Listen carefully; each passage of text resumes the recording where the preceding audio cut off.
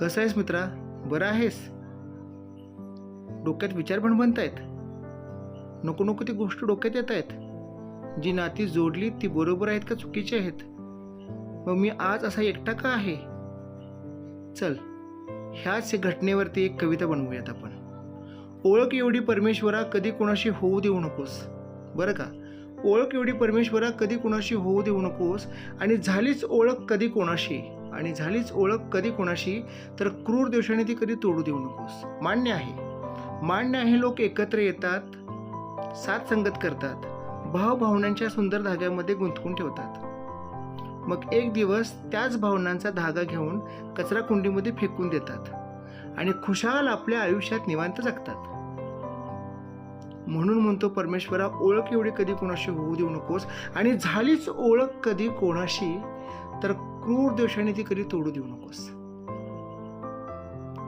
ज्या घटना आपल्या आयुष्यामध्ये घडत आहेत त्या घटना चुकीच्या का बरोबर ह्या वेळेवर सोडून दे मित्रा. कुठल्याही गोष्टीसाठी चांगुलपणा सोडायचा नसतो आणि चांगुलपणासाठी कुठलीही गोष्ट सोडायची असते. चांगलं वागणं हे आत्ताच्या काळाची गरज आहे आणि चांगलं राहणं त्याहीपेक्षा खूप महत्त्वाचं आहे. चांगुलपणा पैशा अडक्याने कधीच येत नाही, तुमच्या वागणुकीनं आणि तुमच्या वर्तणुकीने येतो.